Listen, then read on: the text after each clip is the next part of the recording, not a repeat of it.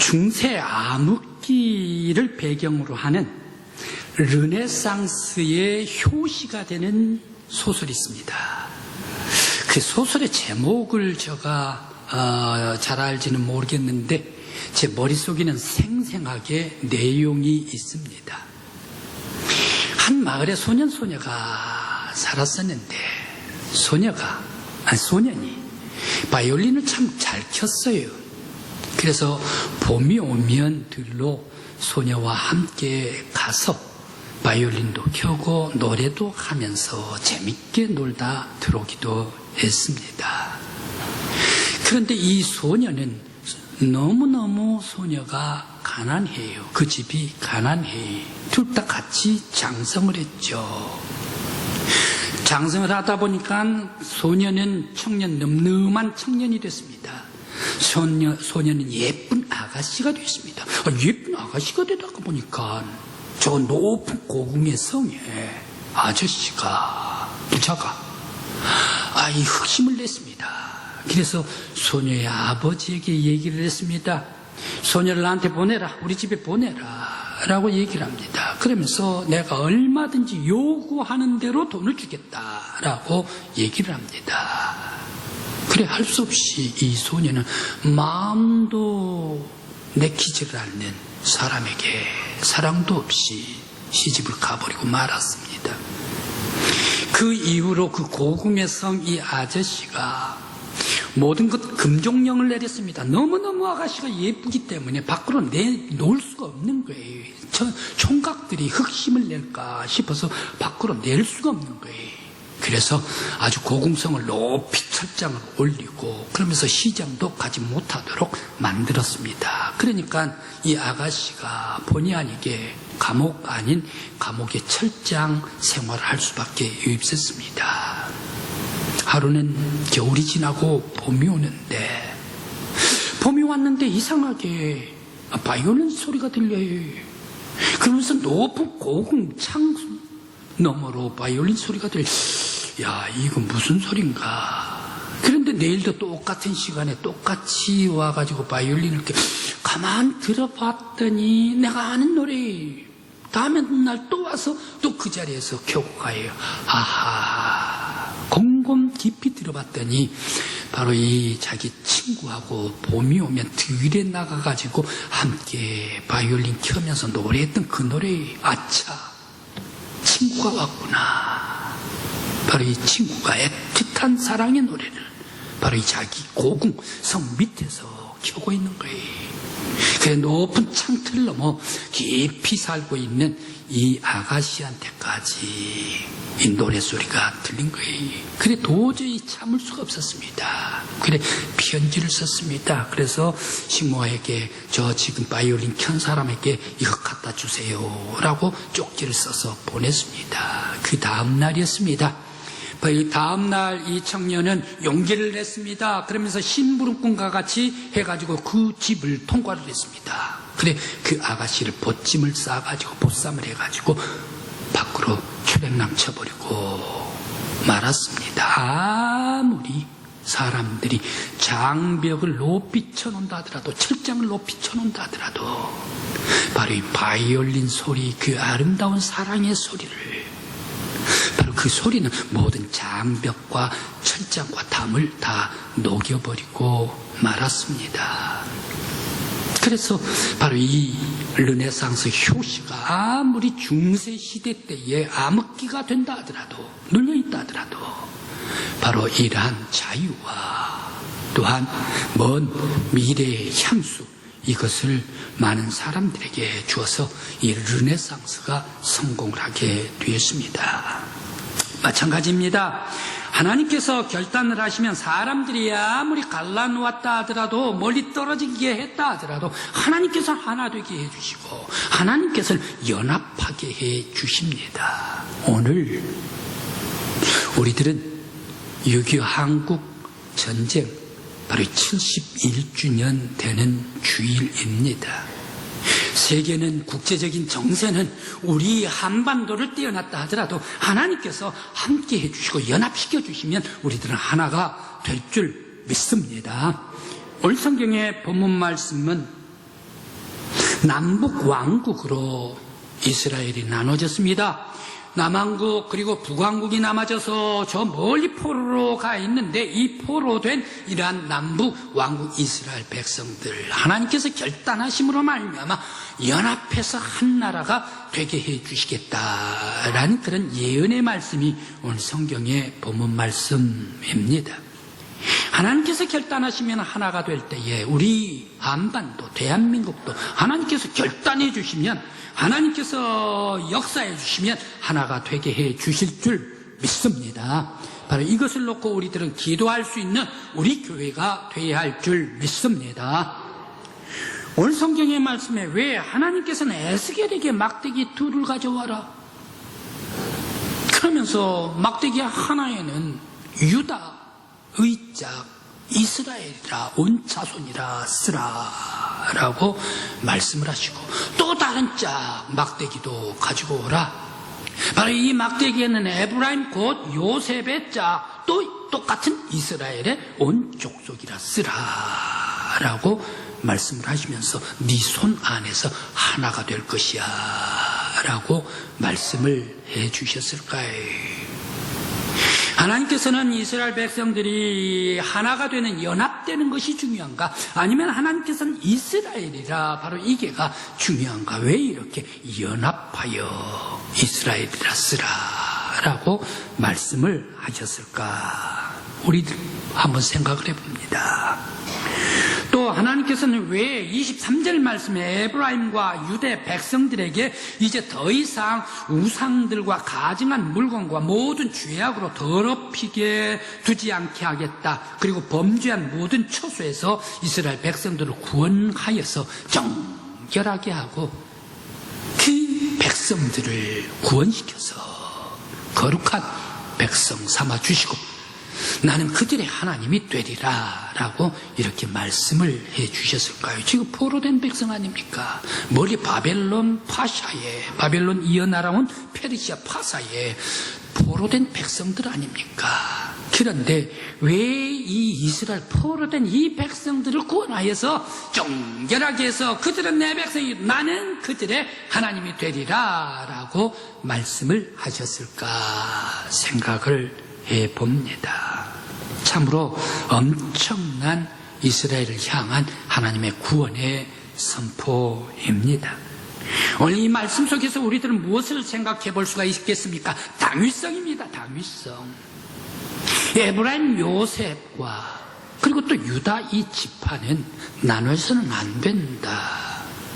야곱의 모든 지파, 모든 백성들은 서로 떨어져서는 안 된다. 모든 야곱의 12지파, 지파들은 모두가 다 이스라엘 내에서 하나가 돼야 된다. 그래서 하나가 되어서 하나님께서 한 나라를 세워주심에 감사해서 사명을 다하고 하나님께 영광 돌리는 민족이 돼야 한다.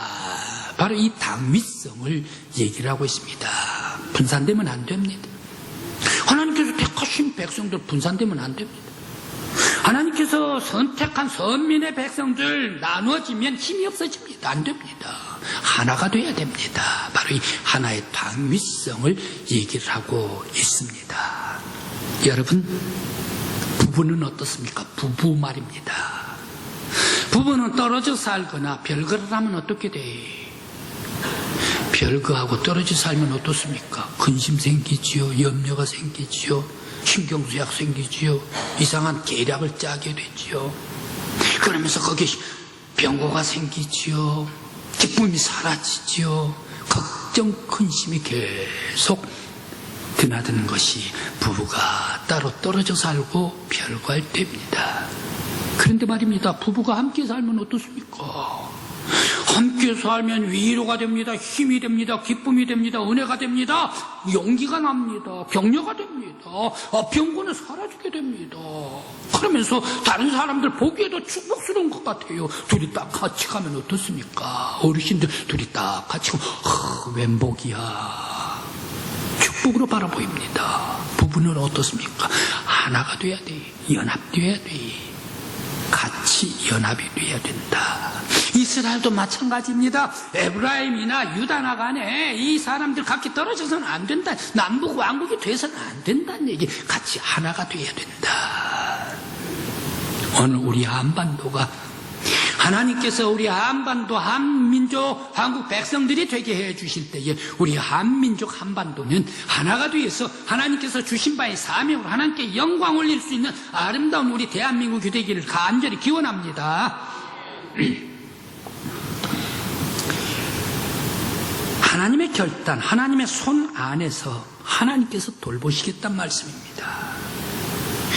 네 손 안, 에스겔, 네 손 안에서 하나가 되리라.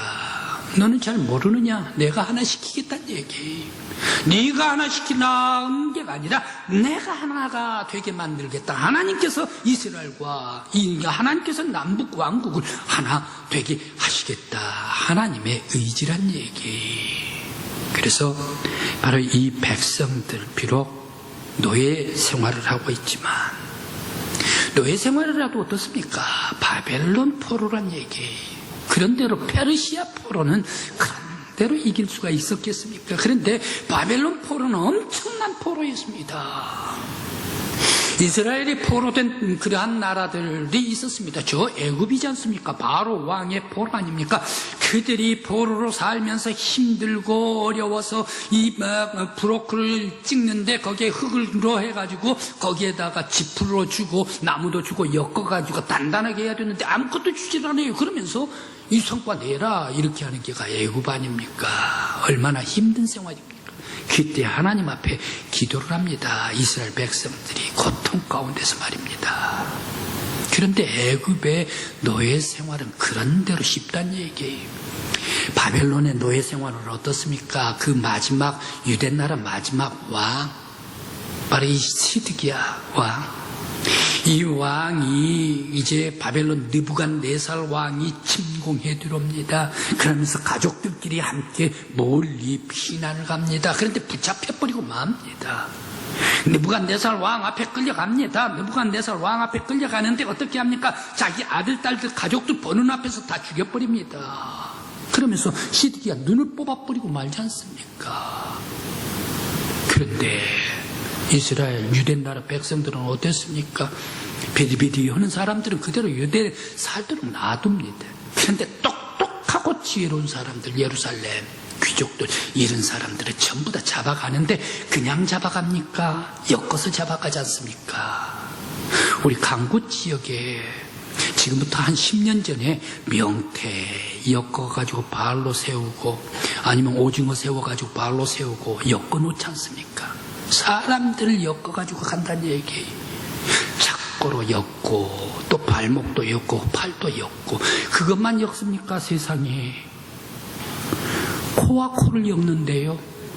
이스라엘 똑똑한 사람들, 지혜로운 사람들 코와 코를 콧줄을 사람 콧줄을 뚫어가지고 옆 사람하고 엮어가지고 포로로 바벨론 수상궁으로 데려갔지 않습니까? 엄청난 고된 포로 생활하고 있는 백성들 끌려가서 살다가 보니까 세상에 엄청난 바벨론 신전 마르둑이 있다는 얘기예요. 그리고 높은 공중정원이 있다는 얘기. 그러면서 이런 많은 르신들 이런 신들을 딱 보는데 그들에게 많은 우상들에게 그들이 절을 하고 있다는 얘기. 그때 아차 싶었습니다. 세상에 이제 이방 땅으로 오다가 보니까 예루살렘 성전이 생각나는 거예요. 이방의 우상들을 바라가 보니까 예루살렘에서 예배드리는 게가 참 좋았다. 하나님의 계명의 말씀이 좋았다라고 이제야 후회를 하는 거예요. 그때 후회를 하면서 이스라엘 백성들이 회개를 합니다. 하나님이시여, 우리들이 잘못됐습니다. 지난날에 우리의 죄가 있었습니다. 우상을 섬겼습니다. 우리들은 하나님의 공의를 행하지는 못했습니다. 불의를 행하였습니다. 회개하면서 하나님 앞에 나올 때 하나님께서 회개하고 나온 이스라엘 백성 불쌍히 여겨주시지 않습니까? 긍휼히 여겨주시지 않습니까? 내가 그들이 돌아올 때에 다시금 언약의 땅에 높은 곳에 나무를 심고 물된 동산과 같이 다시 그들에게 새 영을 주리라 해가지고 그들을 바벨론 포로에서 구원시켜 주시고 그들을 정결하게 해주시고 내 백성 삼아주시고 나는 그들의 하나님이 되게 하겠다라고 말씀을 주십니다. 하나님께서 하나님의 손 안에서 보호해 주시겠다. 독수리 새끼는 어떻습니까? 독수리 이 날개, 어미 날개 아래 들어가 있을 때에 평안합니다. 태풍이 치더라도 바람이 불더라도 평안하고 아늑합니다. 마찬가지로 이스라엘 모든 백성들은 하나님의 품속에서 평안을 누립니다.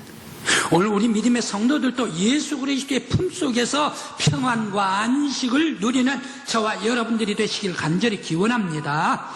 우리나라도 마찬가지입니다. 우리나라 대한민국도 전능하신 하나님의 손 안에서만이 평화가 있고 안식이 있고 영원한 소망과 번영이 있는 줄 믿습니다. 세상의 정치, 국제 정세, 그리고 무기, 경제, 철학, 군대 이러한 것들이 우리 대한민국을 지켜주고 보호해주지를 않습니다.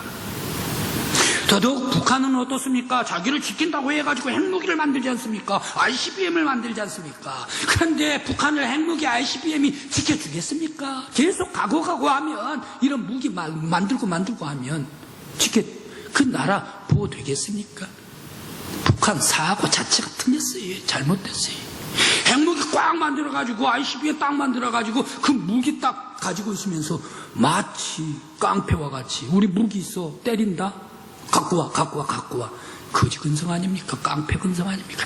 이게 북한이 잘못됐다는 얘기 다 내려놔야 합니다. 그것들이 지켜주질 않습니다. 그것만 가지고 있다가 보니까 북한 사람들 전부 다 백성들은 거지꼴이 되어버리고 말았지 않습니까? 모든 사람들을 지켜주고 나라를 지켜주는 것은 무기가 아닙니다. 과학, 정치, 국제가 아닙니다. 하나님께서 지켜주시는 줄 믿습니다. 우리 한반도, 우리 대한민국도 하나님의 손 안에서 하나님께서 지켜주실 때에 영원한 소망과 번영으로 함께해 주시길 간절히 기원합니다. 또한 회복입니다. 이스라엘 평화와 안식은 하나님의 손에 달려 있습니다. 그들이 비록 언약의 땅에서 가증한 우상을 섬기고 그러면서 그들이 불의를 행하고 음란한 짓을 하고 고관과 제사장들, 지도자들은 공의를 떠나고 불의를 행하고 자기 양떼들을 먹이지 않고 죄를 지어 바벨론 포로로 잡혀갔으나 그것에서 회개하고 돌아올 때에 하나님께서 구원시켜 주시고 깨끗게 하여 주셨습니다. 하나님께서 이스라엘 백성들을 지켜주시고 보호해 주셨습니다. 우리를 인도해 주시고 지켜주시고 보호해 주시고 우리나라 모든 백성들을 인도해 주시는 분은 누구입니까? 여호와 하나님이신 줄 믿습니다. 바로 이 하나님의 손 안에서 우리들이 하나님 앞에 나아가고 우리의 잘못된 것을 고백할 때에 하나님께서는 우리들은 하나님의 백성 삼아주시고 하나님은 우리의 하나님이 되어주시길 간절히 기원합니다. 또한 하나님의 손은 못할 것이 없는 손입니다. 전능하신 손입니다.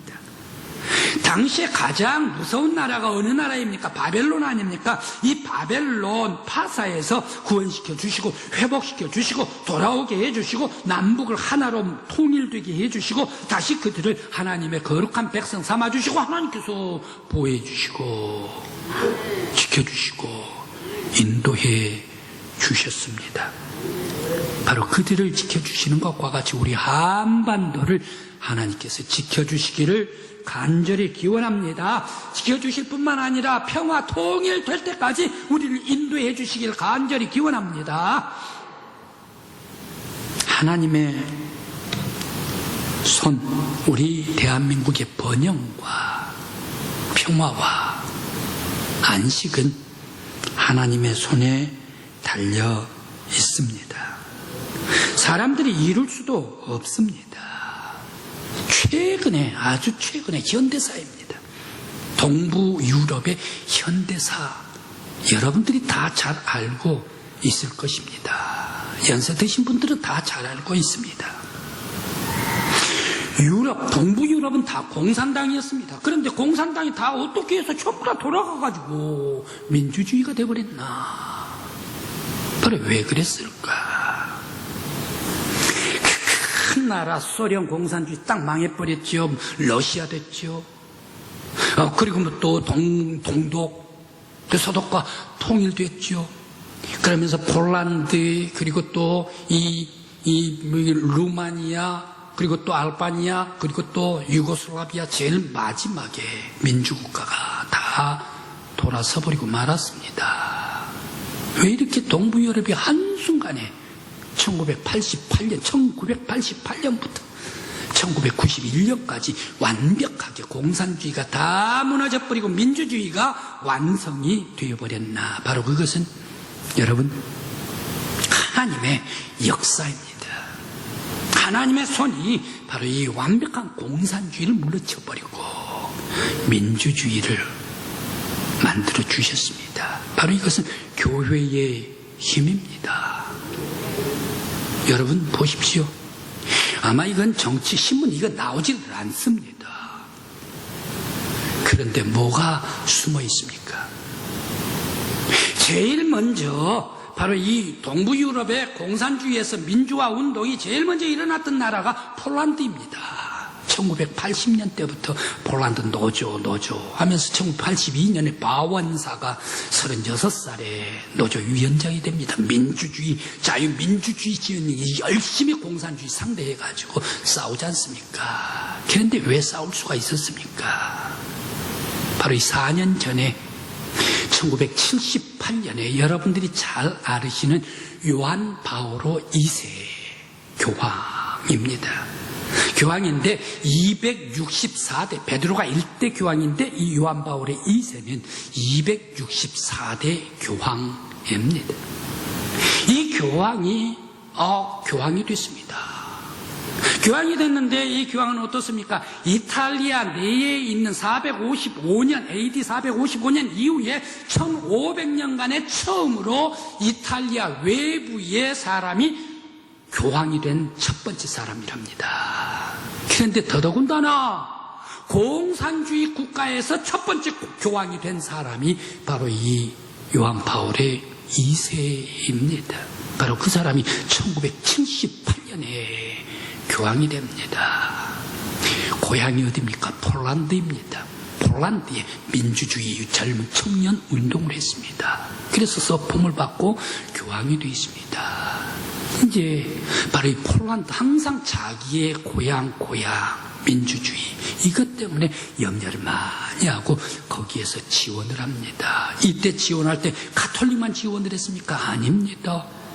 천주교회와 기독교, 전 세계 기독교 연합이 공산주의 국가에서도 바로 복음이 들어가야 된다 해가지고 월드시스에서 바로 그 공산주의 국가에 지원을 해줬습니다.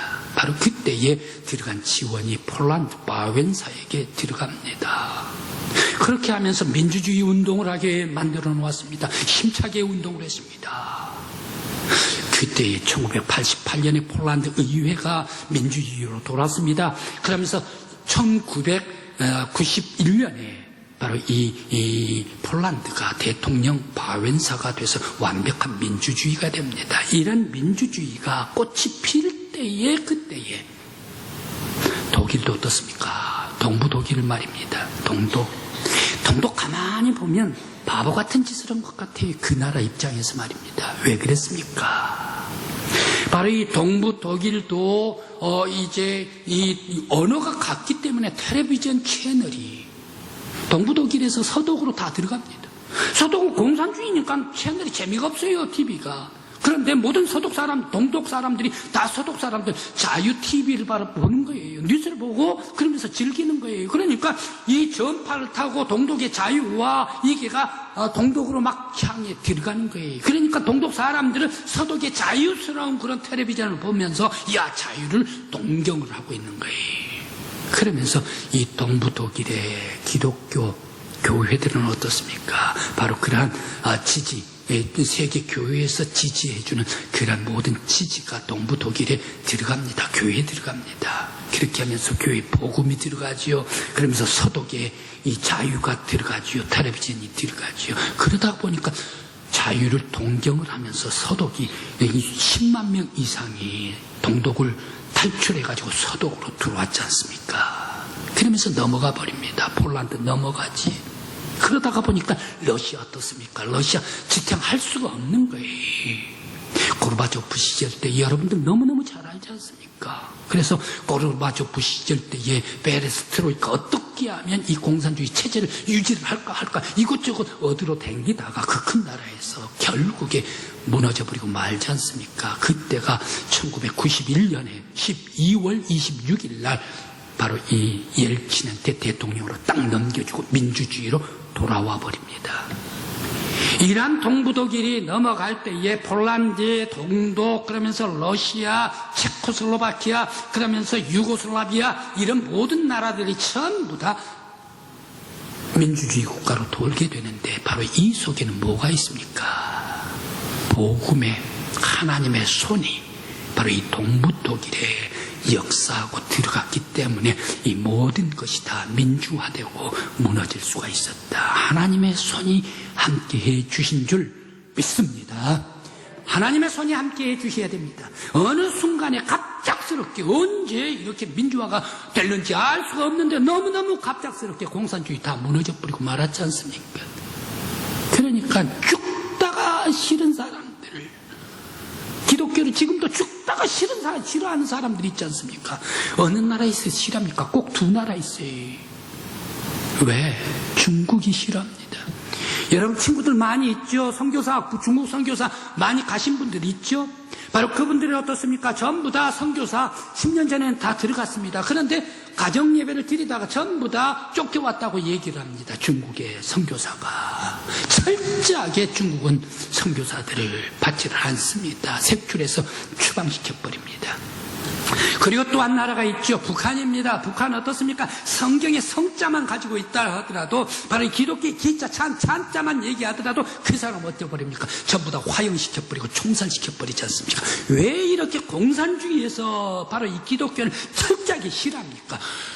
동부 유럽의 동부 유럽의 민주화시킨 게가 기독교이기 때문에 하나님의 손이 동부독일을 모든 공산주의를 민주화시켰기 때문에 지금도 바로 이 중국과 북한에서 그렇게 싫어한다라는 사실입니다.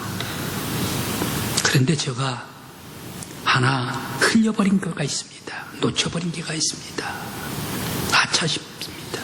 지금 이제 오니까 말입니다. 저는 1998년부터 2003년까지 저 블라디보스톡으로 선교를 갔습니다. 그 장신대에 거기에 학생들 가르치기 위해서. 그런데 1999년에 바로 이 블라디보스톡 가고 그 다음에 자비로나를 갔습니다. 자비로나 가서 핫산으로 갔습니다. 핫산은 어딘가 하면 두만 강변 위에 바로 이 국경 조선과 소련과의 국경이 이 핫산에 있습니다. 거기에 두만강 철길이 있습니다. 깊은데 두만강이 있습니다. 바로 여기에 김일성과 그리고 또 후르츠초프 바로 거기에 함께 앉아가지고 사인을 했던 조소 동맹을 맺었던 그 장소까지 가서 앉아 보았습니다. 그런데 거기에 다녀오면서 어디로 갔습니까? 중국 훈춘으로 넘어갔습니다. 남양으로 넘어갔습니다. 그래서 백두산으로 6월 2일 날 올라갔는데 눈이 오더라고요. 그래 백두산에 올라가서 다시금 연변으로 내려왔습니다. 연변으로 내려오는데 거기에 음식을 먹는데 고기가 있는데 돼지고기 있고 소고기 있고 단고기 있어요. 그런데 우리 9명 팀이 갔는데 곱으로 먹었는데 곱빼기까지 먹었는데 다 9명 값이 저녁 식사 값이 얼마인가 하면 13,000원이었습니다. 우리나라 2사람분? 1사람분? 2사람분? 바로 이 정도면 9사람분이 다 됐습니다. 그래 이 단고기를 먹었는데 단고기가 무슨 고기입니까? 제일 좋아하더라고요. 같이 가신 분들이. 예? 조선족하고 북한 사람들은 개고기를 단고기라고 얘기를 한답니다. 단고기를 제일 좋아하던데 저는 단고기를 잘 안 먹는데 우리 교회도 개고기 잘 잡수시는가? 개고기를 잘 먹으면 우리 교제가 잘 될까요? 이 고기를 먹었습니다. 그리고 저녁 8시 정도 되니까 탈북자가 한 사람 왔어요. 아가씨가, 여자가. 그러면서 우리 팀에게 꼭 남한에 가시면, 돌아가시면 자기를 좀 초청을 좀 해달래. 그런데 마침 우리 팀 안에는 경찰서장 장로님이 계셨기 때문에 말씀을 다 했습니다. 우리는 지금 민간이기 때문에 초청을 할 수가 없다. 그렇게 되기 때문에 이렇다라는 얘기를 해드렸더니 아주 실망을 하면서 돌아갔습니다. 그런데 한 선교사를 만났습니다. 그 자리에서. 그런데 그 선교사는 어디에 가서 선교를 한가? 북한 가서 선교를 한대. 북한 어떻게 가서 선교를 하냐 그랬더니 그 당시에는 저기 낮은 선봉 지역이 뚫렸기 때문에 경제 자유화 지역이기 때문에 거기 가서 선교를 한답니다. 그런데 뭐 갖고 선교를 하냐 했더니 자기가 CD롬을 가지고 있으면서 이거 한 장이면 선교가 됩니다 라고 얘기를 해요. 그러면서 이것을 가져다 주면 선교가 잘 됩니다 라고 얘기를 해요. 그런데 저는 어떻게 생각을 했습니까? 그 선교사님 얘기를 그냥 흘려 들어버리고 말았습니다. 왜? 우리나라의 CD롬을 돌리려면 컴퓨터에서 돌려야 됩니다. CD롬을 돌리려면 이 노트북에서 돌려야 합니다. 노트북 하나 값이 그 당시에 120만 원, 그리고 컴퓨터 하나 값도 지금도 100만 원 이 정도 되는데, 아니 우리나라도 이렇게 비싼데 북한이 무슨 컴퓨터를 돌릴 수 있는 무슨 노트북이 있어 하면서 CD로 못 돌리겠지라고 흘려보내버렸습니다. 그런데 문제는 바로 이 CD롬 플레이어 그것만 돌리는 라디오 하나 딱 있듯이 CD롬만 돌리는 게가 있대요. 중국에서 들어간 게. 아차, 제가 그것을 몰랐습니다. 그러면서 이 CD롬을 주어가지고 거기에 복음을 싣고 성경 말씀을 싣고 찬송가를 싣고 거기에다가 또 설교도 싣고 몇백 편을 싣고 해가지고 CD롬 한 장 가지고 들어가면 그거 가지고 북한 사람들한테 주면 선교가 됩니다 라고 얘기를 해요. 지금 북한에서 탈북한 사람들이 우리 남한에 들어온 사람들이 3만 5천 명 정도 된답니다. 그 사람들이 얘기를 하는데 하나같이 왜 왔어요? 어떻게 이 남한으로 오게 됐어요? 물어보면 모두가 다 CD롬 얘기를 하고 모두가 다 USB 얘기를 합니다. 바로 이 속에 남한 드라마를 보고 남한의 한류를 보고 남한의 노래를 듣다가 보니까 이 북한은 아주 꽁꽁 묶여있는 이러한 생활 속에 남한의 자유스러운 그런 분위기, 바로 이것을 동경을 해서 내가 탈북을 하게 됐습니다 라고 얘기를 합니다. 무엇을 얘기를 합니까? 바로 이 문화, 한류 문화가 아무리 북한의 장벽을 치고 아무리 사람들 못 보게 하고 못 듣게 한다 하더라도 사람들이 이 문화 속에서 타고 넘어가 버리면 어찌할 수가 없습니다. 북한 사람들은 어떻습니까? 매일매일 한 편의 드라마를 보고 봐야 잠이 온대요. 그러면서 이 드라마를 보고 또 한국 영화를 보면 어떻습니까? 자기의 목숨이 날아가고 아니면 자기가 교화소로 간다 하는 이런 것이 있다 하더라도 그 사람들은 어떻습니까? 보고 내가 죽는 한이 있더라도 나만의 드라마를 봐야 된다라고 얘기를 합니다. 아무리 북한에서 못 보게 눈을 가리고 귀를 달아놓는다 하더라도 바로 이 한류와 복음이 들어가게 될 때에 바로 어느 순간에 놀랍도록 막지 못하고 다 녹아져 버릴 때가 올 수 있을 줄 믿습니다. 성도 여러분, 바로 이 아름다운 이 자유민주주의 그리고 복음, 이것은 어떻습니까? 우리들이 계획하고 우리들이 계획해가지고 어떻게 하겠다, 세계의 역사를 바라보면 갑작스럽게 바로 이 민주주의가 오고 갑작스럽게 통일이 오고 하는 게가 바로 이 나라의 역사더라라는 얘기입니다. 왜 그렇습니까? 하나님의 손에 달려있기 때문에. 통일은 하나님의 손에 달려있고 평화가 하나님의 손에 달려있고 자유가 하나님의 손에 달려있기 때문에 바로 이 갑작스러운 하나님의 때는 갑작스럽게 온다라는 사실입니다. 오늘 6.25 한국전쟁 71주기입니다. 에브라임과 유다, 이스라엘 자손이 하나님의 손 안에서 하나가 되게 하신 하나님께서 우리 한반도의 평화와 통일도 하나님의 손에 달려있는 줄 믿습니다. 북한에도 복음의 훈풍이 들어가 모든 무기를 다 녹여버리고 평화와 통일이 이루어지기까지 전능하신 하나님 앞에 우리들은 기도할 수 있는 저와 여러분들이 되시길 간절히 기원합니다. 기도